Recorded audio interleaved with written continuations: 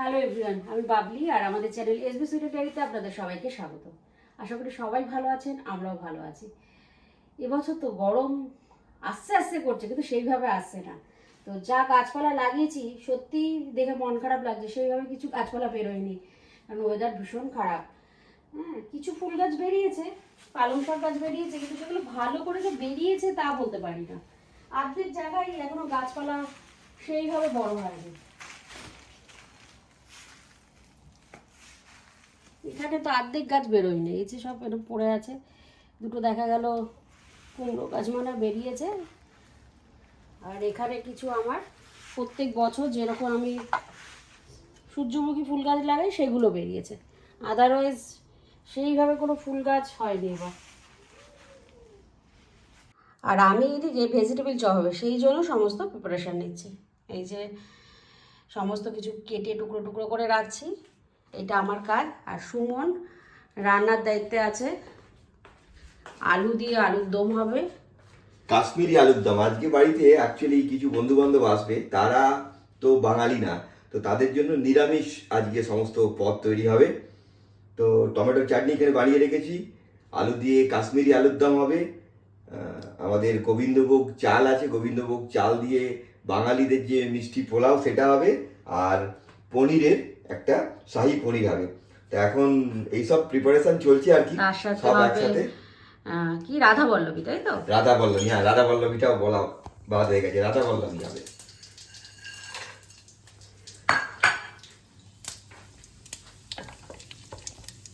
যেহেতু সবাই নন বেঙ্গলি, তাই সুমনের একটুখানি বাঙালিদের রাধা বল্লভী খাওয়াবার ইচ্ছে হয়েছে, তো আজকে রাধা বল্লভী হবে সেই জন্য তারা আলুর দম চায়ও হবে। যে আমাদের বাঙালি খাবারগুলোকে মানে চেখে দেখতে, আমাদের বাড়িতে এসেই তারা সেই সুযোগটা পায়, তাই জন্য।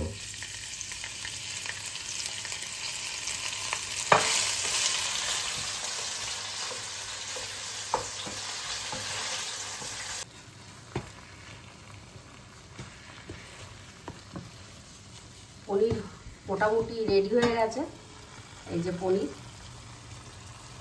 আর এদিকে হচ্ছে সুমনের ভেজিটেবল চপ। ভেজিটেবল চপ করতে তো একটু বেশি টাইম লাগে, বেজে গেল প্রায় দুপুর 2টো, কিন্তু বাইরে পুরো মেঘ করে রয়েছে।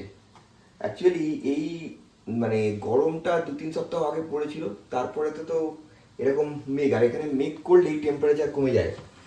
আর সব থেকে বড় কথা, এই কমে গিয়ে গাছপালাগুলো ভালো করে হচ্ছে না। আমার কাজ তো গাছ দেখা শুধু, তা আমি দেখতে রোজ পাচ্ছি। বাগানে যাই সকালবেলা ঘুম থেকে উঠে, যে গাছগুলো বাড়ছে দেখবো বলে, কিন্তু অর্ধেক সময় দেখি কোনো গাছ উঠছে না, মানে একটুও দেখা যাচ্ছে না। রোজ আশা করি একটু একটু করে দেখতে পাবো সবুজটা। আবার কোনো সময় দেখি কোনো গাছ উঠে মরে গেছে, খুব মনটা খারাপ লাগে। আবার কোনো সময় দেখি একটু একটু করে বাড়ছে, তাতে খুব আনন্দ লাগে। কিন্তু যাই হোক, এবারেতে এখনো পর্যন্ত মে মাসের প্রায় মাঝামাঝি হয়ে গেল, যা ওয়েদার দেখছি, প্রত্যেক বছরই ওয়েদার নানান রকম চেঞ্জ হচ্ছে আর কি, মানে বুঝতে পারছি না এবছরে হয়তো ভালো গাছ হবে না।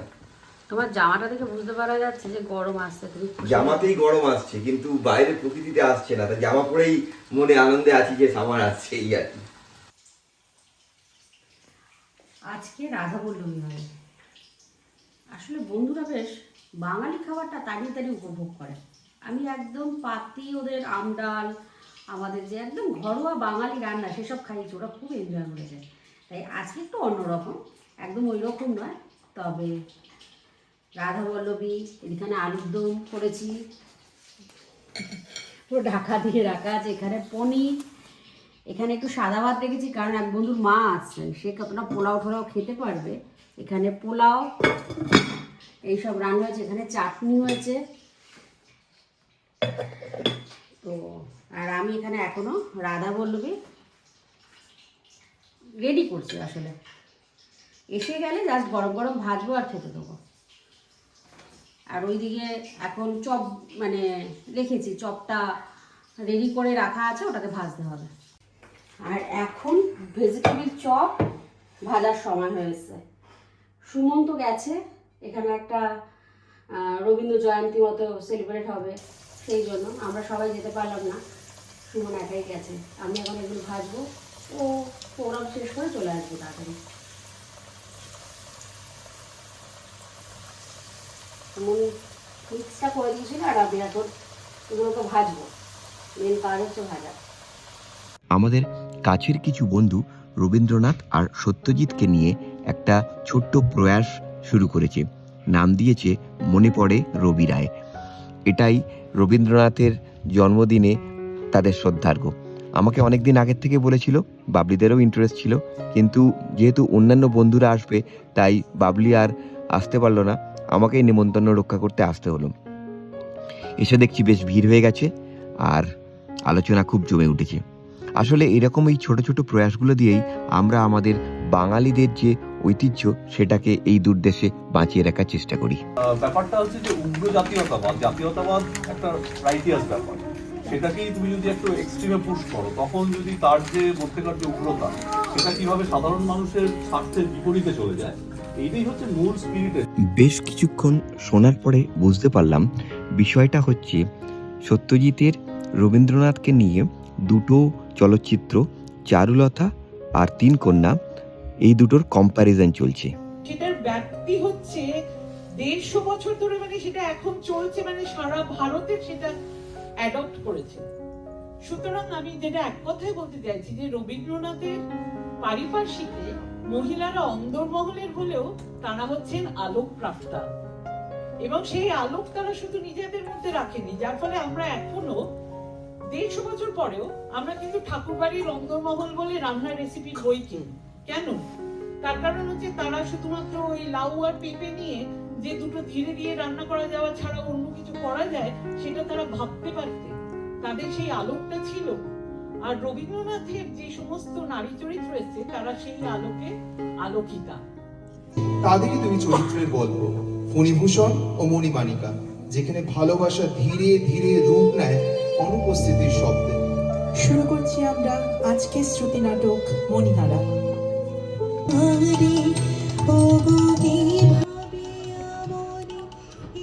গানে, গল্পে, আড্ডায় বেশ অনেকটা দেরি হয়ে গেল। ওদিকে হোম মিনিস্টার বারবার ফোন করছে, কারণ বন্ধুরা অলরেডি বাড়িতে এসে গেছে। এখন বাড়ি ফিরে যাওয়ার পালা। আগামী সপ্তাহে ভিডিওতে আবার আপনাদের সঙ্গে দেখা হবে। গরম যদি পড়ে তাহলে কিন্তু আবার আমাদের ঘোরাঘুরি শুরু হবে। পরের সপ্তাহে আবার আপনাদের সঙ্গে দেখা হবে। ততক্ষণ ভালো থাকবেন, সুস্থ থাকবেন। নমস্কার।